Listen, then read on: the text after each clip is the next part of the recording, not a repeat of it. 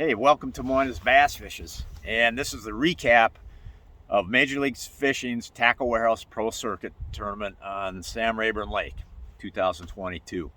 All right, I finished 47th in this tournament, which was good enough to get paid, and then decent points that count towards the championship. So anyways, let's just talk about how I fished this and my thoughts going into it. All right, we had a lot of cold weather leading into this tournament, and the forecast was for more cold weather during the first few competition days. Therefore, with the 2 days of practice, my idea was I'm going to get some deep fish, okay? Because I feel like when you have really cold weather hitting, the deep fish are just a little more stable, a little more reliable. So that was... I probably fished deep about 90% of the time in practice.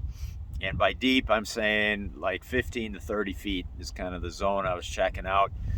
I ended up catching one about 8 to 10 pounds in practice out of 25 feet on a all-terrain tackle football jig. So that was a big confidence booster to stick with that program. And that was the second day of practice I caught that. And then from there on, I felt like I was doing the right thing. But I also was well aware that I couldn't do it. I didn't want to do it all deep, or I knew I couldn't get locked in there if it wasn't working in the tournament. So I made sure I knew where some grass was in case if I wanted to try the grass pattern with the rattle trap. So I got to thank fellow competitor Jim Tutt for just, he's a Texas pro here, and he just...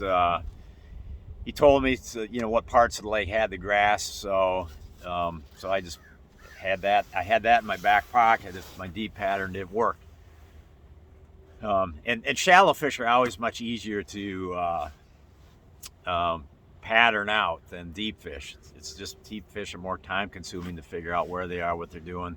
So that's why I didn't spend much time on the shallow pattern, because I knew what I knew what I needed to tie it on, and I had some grass areas where I could go. So anyways, so I did not catch a ton of fish in practice. I was a little leery about it, but I did catch some.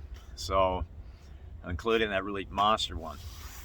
So anyways, okay, first day of the tournament, I'm going to start right where I caught that huge one. It was on a brush pile, a 25 foot of water. I throw bait over there. I'll talk about the baits here in a minute. Throw a bait over there, hook one right away, and it actually felt like a decent one. I don't think it was a monster, but felt pretty decent. That one came off. But over the next hour and a half or so, it had a limit. Not all off of that brush pile. There's some other woody cover, just some old timber laying down from when the lake was flooded, and some stuff like that was in the area as well. So after fishing all that, I think I had 6 keepers, and was able to call one time. And so then, I could, at that point, I decided I'm just going to go searching for new areas. Okay, there was one other area that I had from day one, or not from day one, from practice, that I found a few deep ones. But I decided to just bypass that because I wanted to just look for new deep spots, because I didn't really have much.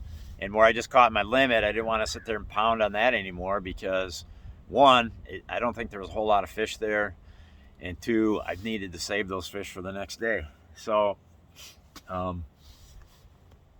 with that in mind, I just started fishing deep, and I had a late check-in at 5 o'clock. So that's an added benefit for helping trying to find new spots. And I caught 4 more keepers the rest of the day. So it was kind of tough. It was just random fish here and there, all off of just random wood cover here and there throughout the area where I was fishing. Wasn't like schools or nothing. It was just all of a sudden you catch one off of a random stump down there in deep water. So anyways, so I had 10 keepers. I weighed 10.3. I was in 90th place after first day, which was disappointing. Never had a big bite, never even had a good bite, just 2-pounders, or less. So going into, so then the second day was canceled, right? Okay. Because of high winds. So now going to, the second day for the full field, which normally would have been the third day, but it's the second day for the full field. It was another cold day, cold morning. There was frost on my boat each morning of the tournament. So we start off really cold again, and so I'm gonna go hit that deep spot where I had them 6 keepers from the first day, and just see how that plays out. Well, it was disappointing. I did get one decent fish, like 2.5, 2 3/4. But then I got 2 little spotted bass, which I could put them in the live well because they were the minimum size for spotted bass, but they didn't weigh much. It's probably a pound piece. So I had those 3 fish, and then I just started hitting all the deep stuff that I learned in practice, that I learned from day one's competition, and I just was striking out. Just nothing here, nothing there. Was just absolutely going blank on everything. And it was getting, and the hours kept clicking by, and it got to be about 11 o'clock, and I still had just them 3, 1 largemouth and then 2 tiny spotted bass. And at that point, I pulled up to this brush pile that, it was brush pile that I'd found, and I threw a couple baits by there, a couple swim baits, nothing. Then I picked up my Nico rig worm, throw that in there, and threw it in there a bunch of times actually, and finally hooked a fish, and it turned out to be a 3-pound largemouth. So that was cool. That was a shallow brush pile. That's like the shallowest brush pile I had, maybe in about 15 foot of water. But every other woody place that I couldn't get nothing on, that was in a shallow. So anyways, so now I had 2 spotted bass and 2 largemouth, and it was 11 o'clock, and I was all out of ideas really for deep fish. So now I'm like, what, I'm gonna just fall back on the when you have a full morning of sunshine and the water's warming up, the air's warming up, the water's warming up. To me, it was like, all right, these afternoon fish, shallow, should start to go. And so I pick up a rattle trap, and literally not even 10 minutes into throwing it, I catch a keeper. And it was about a 2-pounder. Then I catch another one about 10 minutes later, not a keeper, but I catch another bass, a short one, about 10 minutes later. So now I'm pretty excited. I'm like, yeah, okay, I'm not taking this rod out of my hand the rest of the day, is pretty much what I was telling myself. And the only problem was there's limited grass. Oh, there's a turtle. There's limited grass, okay? And there was a lot of guys fishing in the area so that was kind of disappointing, but I'm like, you know what, I'm not going to take this rod out of my hand. I'm just going to go with it. So, and I probably went like another 45 minutes or so, and I finally had another bite on that trap. So, I mean, he hits it, I pull back, I start reeling, the rod starts bending, then all of a sudden it goes limp. And I was like, so I'm like, great, I lost that one. But it ain't over, okay? So then I just start reeling to catch up to my bait, and I reel and reel and reel and reel, and I'm like, okay, I should have caught up to my bait by now. And so then the bell goes off in my head. That fish has got it, and it swam right at me. So then I just start speed reeling. I catch up to the fish. The fish was probably about 10 feet from the boat at that point. And I finally bend the rod down on her, and she runs about another 5 feet towards the boat, and the hooks came out. Dang it. That was frustrating. So anyways, so I still feel like I'm doing the right thing, and probably about 10 minutes later, 15 minutes later, I have one of those slappers, they call them. These fish are notorious for slapping at rattle traps without getting hooked. And sure, I was just going along kind of slow, and all of a sudden you just feel that boom like this, and nothing there. So that was disappointing, but it happens. So then it must have been about 15 minutes later. On my Lowrance active target, I see this heavier clump out in front of the boat, clump of grass. Throw my rattle trap over there, and the boat spins a little bit, so I can't really see the clump anymore, but I know I'm coming right by it, and I kind of snag it a little bit, pop it out of there, and bam, there's a strike. Set the hook. I got a fish hooked, but it's fighting really weird. You know, it's like the rod's kind of going, whoa, whoa, like this. You know, like it to me, I'm thinking it's like a sheephead or a catfish is doing this kind of stuff to me. So but it was pulling good. So in my mind, I'm like, please be bass, please be bass. Sure enough, I get it up into the boat. It's a 4-pounder, largemouth. So I'm excited now because I got that 4-pound largemouth, the one largemouth from the morning, the brush pile largemouth, and the first rattle trap largemouth. So I got 4 largemouths and still one little tiny spotted bass. But at this point, I got I think another hour and 45 minutes maybe, or hour and a half to fish. And in that last part of the day, I ended up catching 2 more on that rattle trap, 2 more largemouths. So I was able to call that little spotted bass out, and I ended up with 13 pounds, 11 ounces for my 5 fish. And I did go back, and I eventually went back to where I caught that 4-pounder to see if I couldn't catch another fish there. That was the last thing I did before I had to leave out, and didn't get one there. So anyhow, 47th place. After day 1, I was 90th, and moved up to 47th. So that was a payday for me, and it's always nice to move up on the second day. All right, let's talk about the baits. The swim baits I was using this one right here. That's a 4.3 inch swim bait with the nose of the swim bait cut off, so I can push it up flush against the head. Hey, if anybody knows who makes this head, I need to get more of these. I don't know who makes that. Can't remember. So just throw a comment in there if you know what that is. So, and it's got the corkscrew keeper for the plastic. So that's the kind of head that is. So this was good in the morning. That first morning when that cloud cover was still in, those fish were active, and they'd come off bottom and hit this thing. So I did some damage with that, and I did get 2 keepers later in the day when the sun was out on this thing.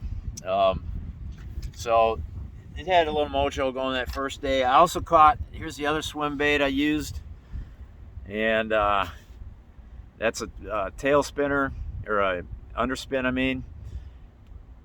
That's a 3.3, and by the way, the head weight on this thing, I don't even know what it is. I think if I was to guess, I'd say like a 5/8. This head is a half. I think that's a sand tone. I just bought them. Sand tone is what that is. And I caught some on that first morning, but I couldn't. Once it got sunny out, I don't know if they thought that orange spinner sucked or what, but they went. I didn't get any after the sun came out with that one. The other bait that first day, caught a keeper on this. The story. Okay, this is a deep diving suspending jerk bait. The interesting story there is I wasn't planning on using it. There wasn't any tall standing timber where I was fishing part of the lake. However, there was one that I saw it on the Lowrance active target. I'm like, okay, there's a fish suspended next to it. So I dug this out of the rod. I didn't even prepare that really for the tournament. Dug it out of the rod locker, threw it over there, and caught that fish that I saw on the active target. So there is that. And standing timber, I would never known that standing timber was there because it was it was broke off at the top, probably about 6 feet down. So never would have known that was there. All right, so the other bait, where is it? swear, oh, here it is. Okay. The old Carolina rig. I think I might have weighed one keeper on this the first day. So, or two, maybe two. I think I caught two keepers on it. I can't remember if I called them out or if they were ones I kept, but that's a couple brass sinkers. I use a double brass sinker for my sinkers, and then a fluke style bait on there for the plastic. So I caught a couple on that. Now day two, it wasn't happening, as I mentioned. I never caught anything on this one. That didn't catch anything on day two. I caught, oh yeah, that's right. I caught one, my first keeper I caught was on the all-terrain football jig. Oh, this ain't the same one. This ain't the same color. So, yeah, well, it was a green pumpkin color. This one's kind of green pumpkin. It's slightly different. So, anyways, all-terrain tackle football jig. And I also caught one on a, oh yeah, the first largemouth I caught that second morning out deep was on the Carolina rig right there. So that was a nice fish to have. And then when it came time, then the Nico rig is put away. I don't have that out right now, so you don't get to see that one, I guess. But it was just a Nico rig with a, I think I had a 16th ounce nail in that thing. The rattle traps, and they are the rattle traps. These are the two I was using in that color. These are the exact two right here. And this one's a 1/4 ounce. That one's a 1/2 ounce. And I started with the 1/4.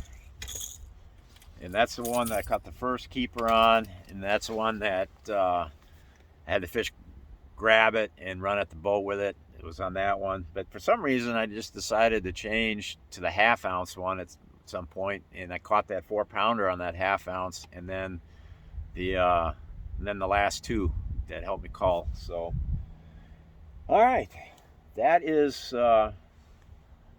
that's my rundown. So I'm going to be on Sam Rayburn here for 2 more weeks after this tournament. And the reason for that is there's a Major League Fishing Toyota Series event here that I'm going to be competing in. So I got a lot more fishing to do on Rayburn, and hopefully I am going to find that one little honey hole that's got all the big ones in it. So anyhow, that's it from the report. Thanks for watching.